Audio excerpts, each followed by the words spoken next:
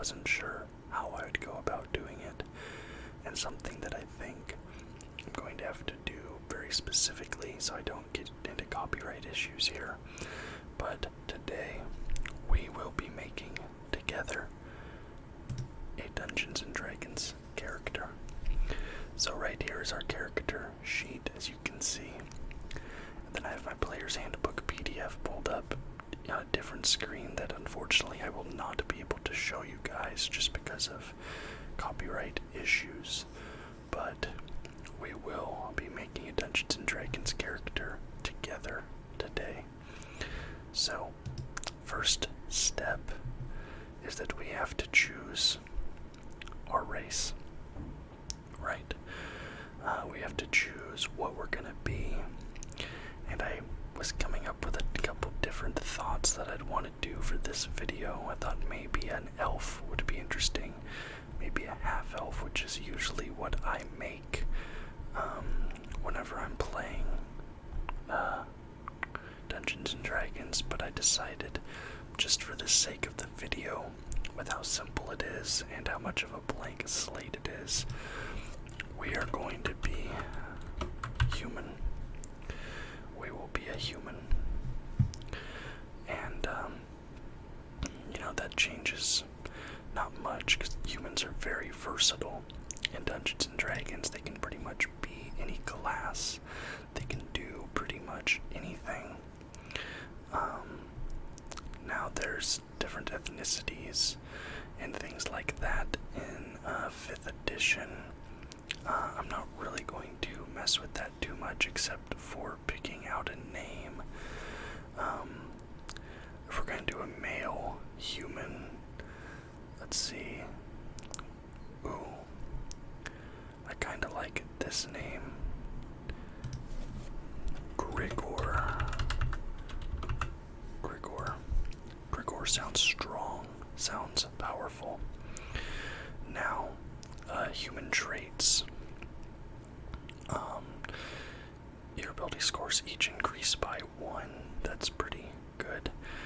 Base walking speed is 30 feet. So right off the bat, right here where we see speed, that's a 30. So we know that immediately. Languages: you can speak, read, and write Common and 1 extra language of your choice. It says humans typically learn the language of other peoples they deal with, including obscure dialects. They are fond of sprinkling their speech with words borrowed from other tongues, or curses, Elvish musical expressions, dwarvish military phrases, and so on. So you see here we have other proficiencies in language. We're going to go language, and we're going to go Common and Elvish. So those are going to be our 2 languages that Grigor knows. He is a human that speaks Common and Elvish. Maybe he deals with elves, maybe he lives in an elven settlement. That is for you and your personal roleplay to come up with. Okay, so there we go, and we have to remember all of our ability scores increase by 1. Now we are a human, but now we have to decide which class we would like to be, and we're going to do that before we do our ability score rolls, right? Because our class will determine where we need to put our ability scores. So, okay. Sorry, just got a very long text message from my mother. Wanted to make sure that there wasn't anything serious. Okay. I was thinking kind of in the same vein with how we chose human.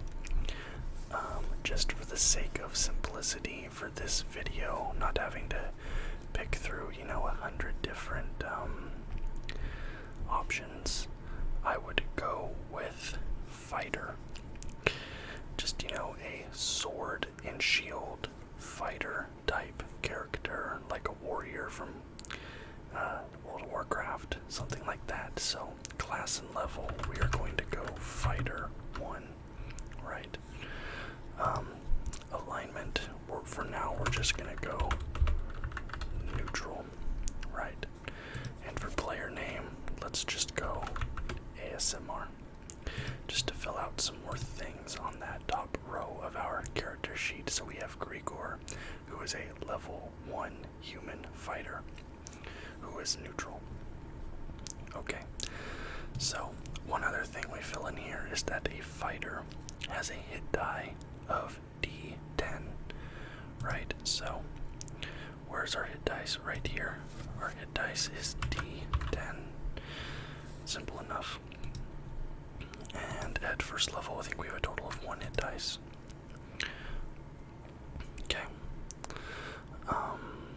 Let's see. Our saving throw proficiencies are strength and constitution. So strength, constitution, that is our saving throw proficiencies there. We do not yet know our proficiency bonus. Okay, and then let's see. Okay, and then in our other proficiencies and languages, we are proficient with all armor, shields, simple, and martial weapons. So that is one of our proficiencies. We're proficient with all armor types, all shields, and we're proficient with both simple and martial weapons on account of us being a fighter. Right. Okay. So that is where we are now. Our two most important abilities as a fighter are strength and constitution. So what I'm going to do now is go to my Google Dice Roller. And let me go face only here so you guys can see my screen and know that I'm not cheating. Let me turn my brightness just a touch. I can't turn it up too much or else you won't see it, but okay. We're gonna get a 18, so we do a 4d6 minus the lowest roll, which in this case is a 3. So 6, 10, 15. But then we get a +1 because we get a +1 because we're a human, so we have a 16. What I'm going to do for the time being is just write all of these down in a features and traits section. So we have a 16. Alright, and we will roll again. We get a 16 minus a 2. We have 6, 12, 14, 15. So our second number is a 15 because we subtracted the lowest cost of 14 plus 1 for the human's ability. 15. Alright, we go again.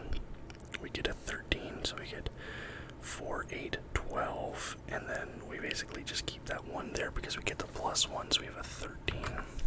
Right. Alright, next roll. We get a 15, 6, 10, 14. 15 will be the score because of the +1.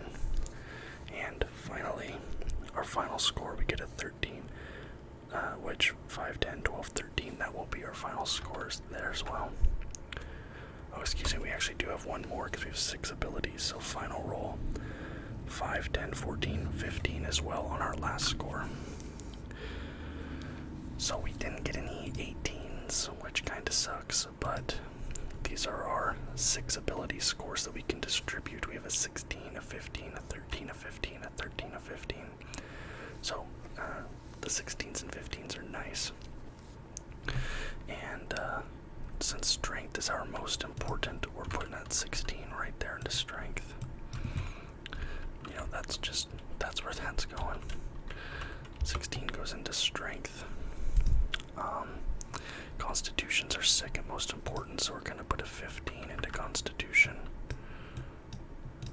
Oh, get rid of that. There we go. Okay. Now what else do I think would be important for a fighter? I think dexterity would be important, so we put a 15 into dexterity. Okay. Then we have another 15 here. That's going to go... Let's put that into... Let's go Charisma. We'll put the 15 into Charisma. And then the two 13s are going to end up in Intelligence and Wisdom, which are not that important for fighters. So we have 16 Strength, 15 dexterity, 15 constitution, 13 intelligence, 13 wisdom, and 15 charisma. So a 10 to 11 is a 0. An 11 to 12 is a 1. No, a 12 to 13 is a 1, I think. Let me double check real quick. But I'm pretty sure 10 to 11 is 0. 12, 13 is 1. 14, 15 is 2. 16, 17 is 3. I'm pretty sure there's a... Yes, I was correct. I'm so smart. 12, 13 is 1. So this 13, we get a plus 1 intelligence. Plus 1 wisdom. 14, 15 is plus 2. So we get a plus 2 to charisma, constitution, and dexterity. And we get a plus 3 to strength. There are our ability modifiers for Grigor, our level 1 human fighter. Now I'm going to be scrolling down to the fighter class entry here just to get some more of the details squared away for this character. Okay, at first level we have a proficiency bonus of plus 2. Okay, so proficiency bonus is plus 2. 1d10 per fight. Okay, so hit points at first level is 10 plus your constitution modifier. Our constitution modifier is 2. So our hit point maximum is 12. Also our current hit points is 12. Right? So we have 12 hit points. Not bad. And then at higher levels it's 1d10 or 6 plus your constitution modifier per fighter level. Strength and constitution. Okay, so we come to our saving throws. We have strength is a plus 3, but we get the plus 2 proficiency bonus. So our saving throw on strength checks is plus 5. For dexterity, it's plus 2. For constitution, it's plus 2. Oh, I know it's plus 4. Excuse me, because we have a proficiency bonus on constitution, so plus 4 constitution checks. Plus 1 on intelligence checks. Plus 1 on wisdom checks. And plus 2 on charisma checks for saving throws. I think you start off with 0 inspiration. Inspiration is a thing that dungeon masters can give out to allow you to kind of fudge the outcome in your favor a little bit. If you do something heroic, you earn inspiration. Inspiration can be spent to re-roll and things like that. I'm personally not a big fan of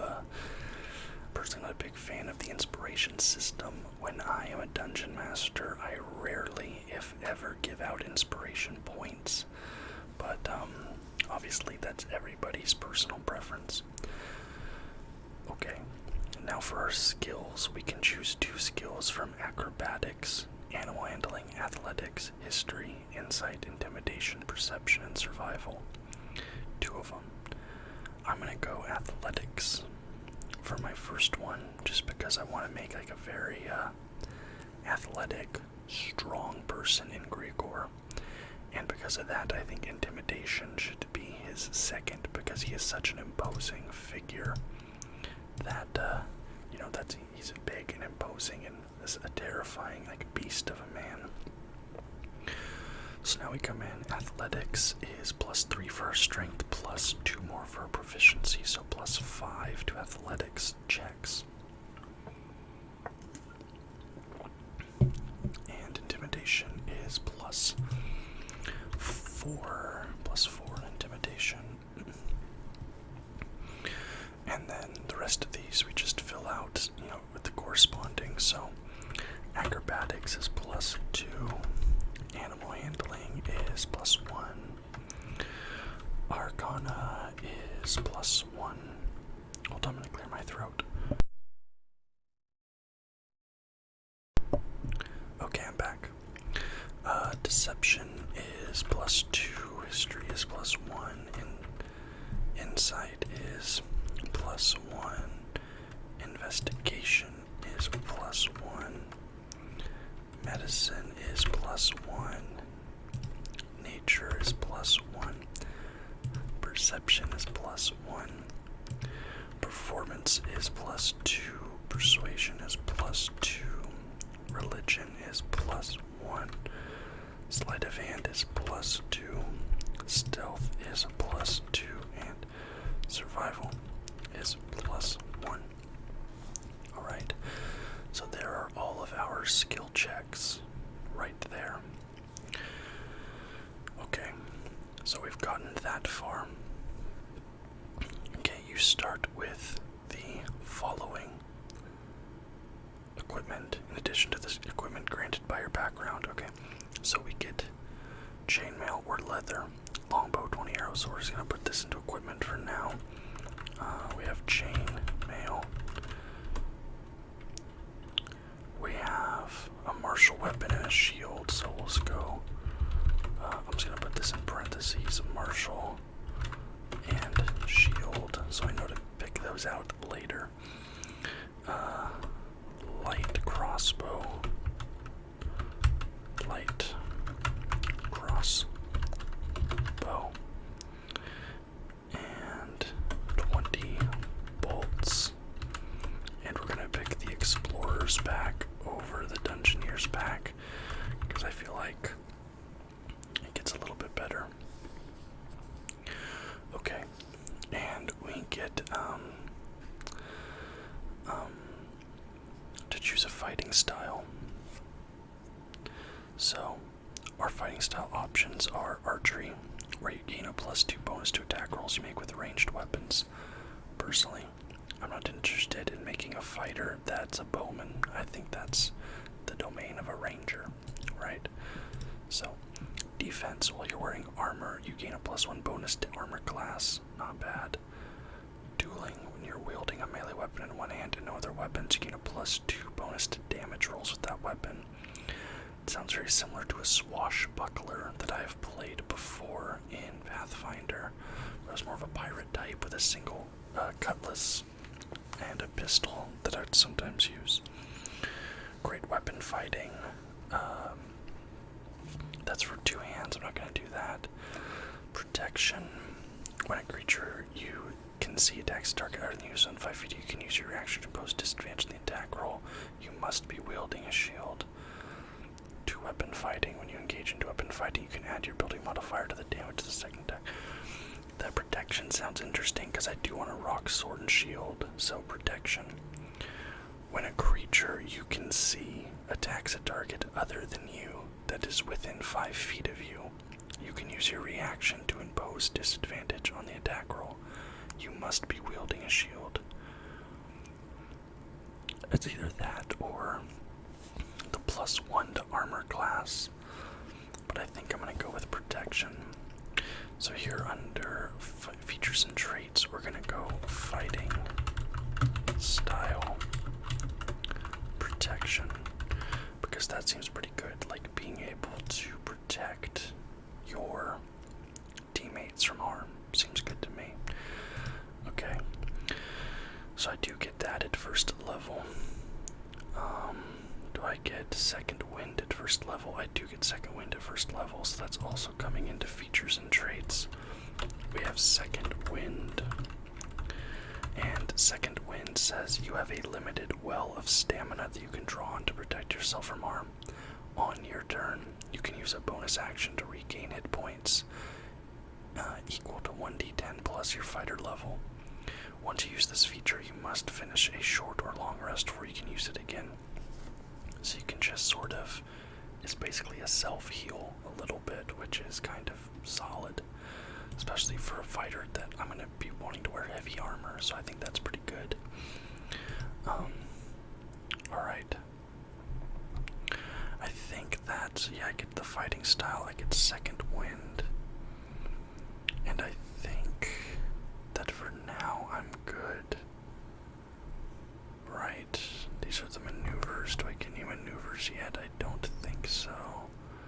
Action surge, ability score improvement, extra attack. Yeah, I don't see any maneuvers that I get. I think that comes at a later level. So what do I have left now? So I figured out my class. I've done my race. Let's see. here to the next step in our character creation. See what we're supposed to do next. I assume we're just going to go on to equipment. Okay. Choose a class. Yes. Done that. Describe your character. Alignment, bonds, flaws. Background. Okay, background I might do next. But after that, we just go on to equipment. Okay, so let's get through classes. Here's Rogue. I'm just trying to get through all these classes. Okay. Now here's our backgrounds. So, we have Acolyte. That doesn't really fit. Grigor, he doesn't strike me as a particularly religious man. Charlatan, I don't think so. Criminal, maybe, but probably not. Entertainer, no. He's not a very entertaining man. Folk hero. This one's kind of interesting. You come from a humble social rank, but you are destined for so much more. Already the people of your home village regard you as their champion, and your destiny calls you to stand against the tyrants and monsters that threaten the common folk everywhere. That's interesting.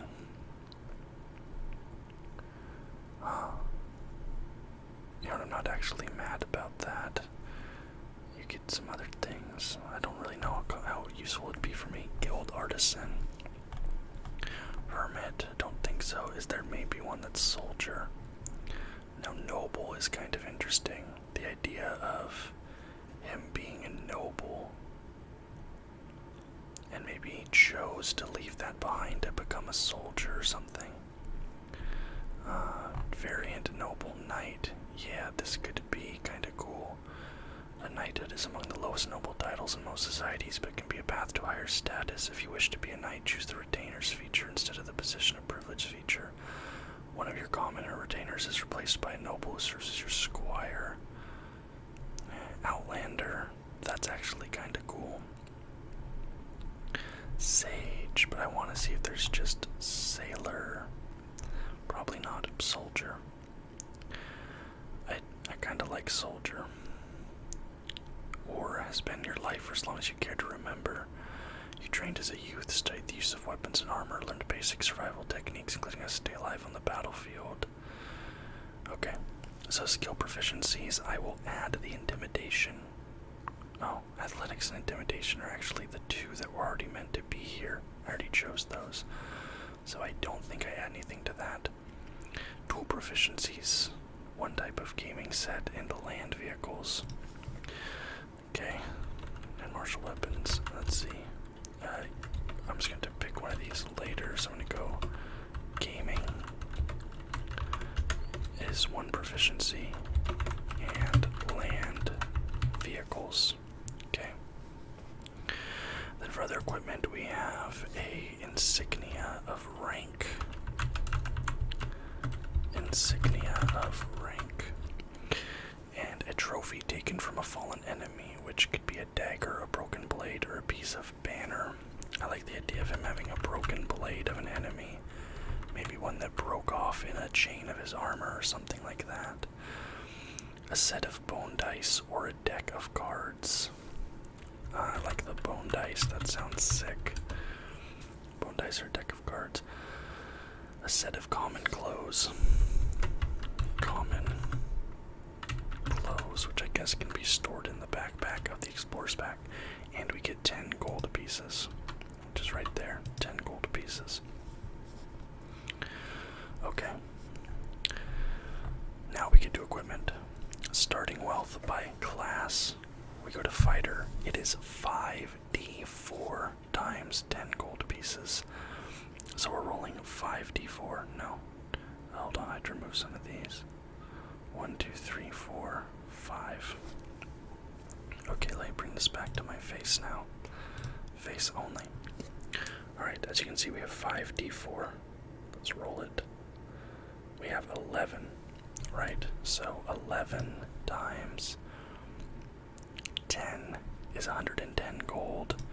So we now have 120 gold pieces to buy some equipment with, which is not bad at all.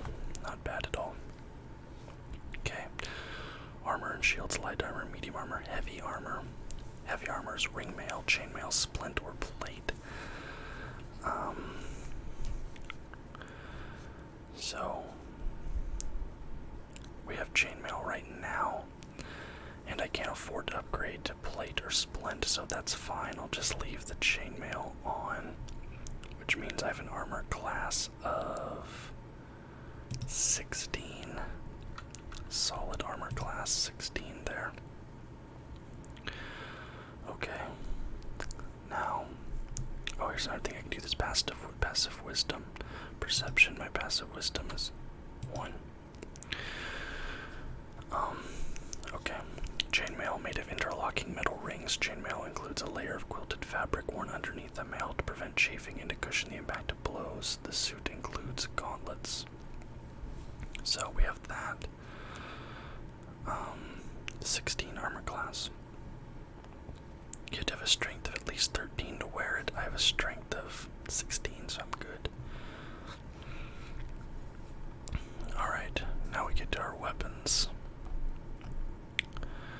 We have martial melee weapons, because you see we have martials here. Martial melee weapons. A great sword is a two-handed sword, I believe. Yes, heavy two-handed. But I think we go maybe for a long sword. I think long sword is what we want here. Because long sword, you get 1d8 slashing damage. So I go here. I go right here. Long sword. Okay, and damage type we do 1d8 slashing.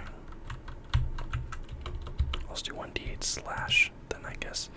This is the long sword. I'll figure out my attack bonus in a moment. Which is versatile 1d10. So versatile 1d10 means that you can grab it in your second hand, and at that point it would serve as a two-handed weapon, and the damage gets upgraded to a 1d10, right? Also, okay, so that's done here. I still have the shield, which is just called a shield in the equipment guide. So I have a shield, and that gives +2 to my armor class. So my armor class is actually 18. Okay, so he's actually really hard to hit with a like a martial attack, with a weapon attack, because his armor is, you have to roll an 18 or better on your attack roll to hit him, which is, actually no, I think 18 goes to the defender, so you do, no, I don't remember, it's been a little while, but yeah. Okay. Weapon proficiency, weapon properties. Okay, yeah, so the attack bonus then would be +2 because I am proficient, so we go +2 there. +2 in the attack rolls to hit with that. Okay. Now we're to our adventuring gear. We have a light crossbow, 20 bolts, explorer's pack, and we have all this. Do I need any of these things? Just kind of looking, I have 120 gold pieces to play with. A bedroll, bell, bat blanket, glass bottle bucket, 20 caltrops. I do sometimes like to buy caltrops, just, you know, as a sort of trap for people, but I don't know. I'm not sure if I need much else. Actually, let's do this.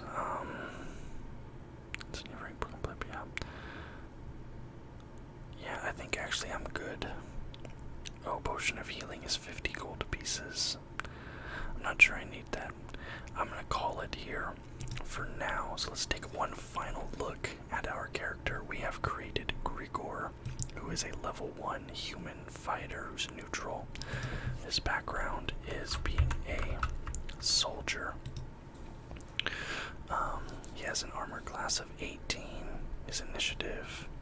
Ooh, hold on. How do you calculate initiative? It's been a while since I've done it. How to find initiative. Each 10 plus their initiative bonus. Yeah, initiative bonus is. What is initiative bonus? Yeah, I know. It's been a while. How do I. Is it just a dexterity modifier?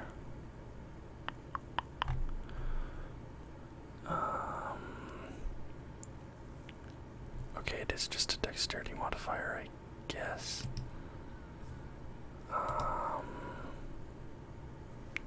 D20 roll plus dex mod. Okay, so I guess it's my initiative is +2. Alright. Alright, let's start over.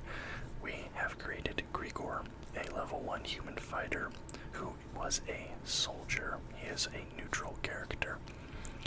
Grigor is wearing chainmail and wielding a shield in his offhand, which is granting him an armor class of 18.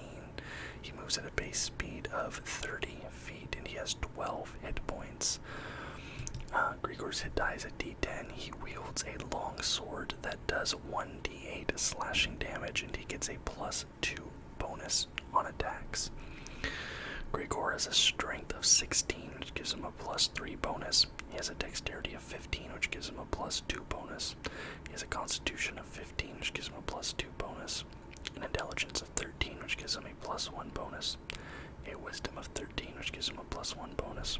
And a charisma of 15, which gives him a +2 bonus.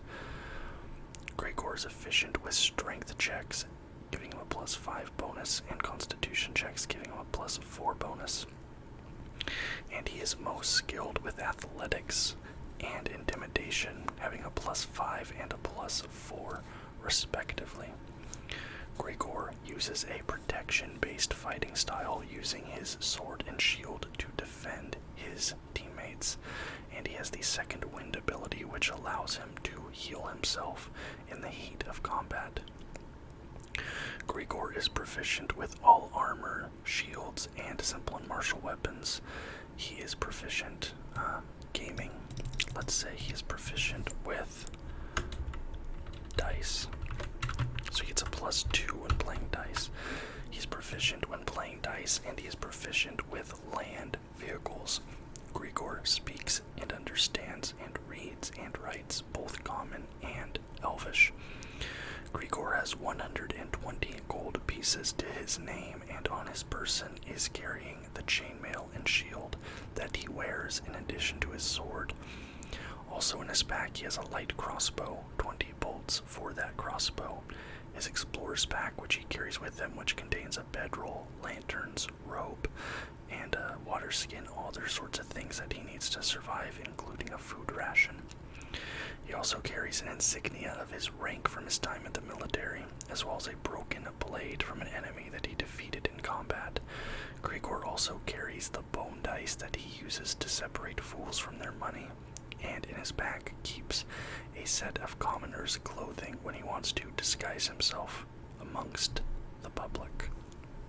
So, there is our character.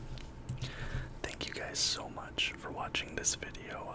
This is something I've wanted to do for such a long time, and I'm so happy and excited that I finally got to record this and make this with you. I recently helped my girlfriend make her very first Dungeons & Dragons character. She made a sorcerer, and I was like, you know what, this makes me want to do a video on it, and it renewed my D&D hype. So I hope you guys enjoyed watching as much as I enjoyed making this video. If you liked it, please leave a thumbs up, subscribe to the channel for more content just like this every single day, and until next time guys, bye bye.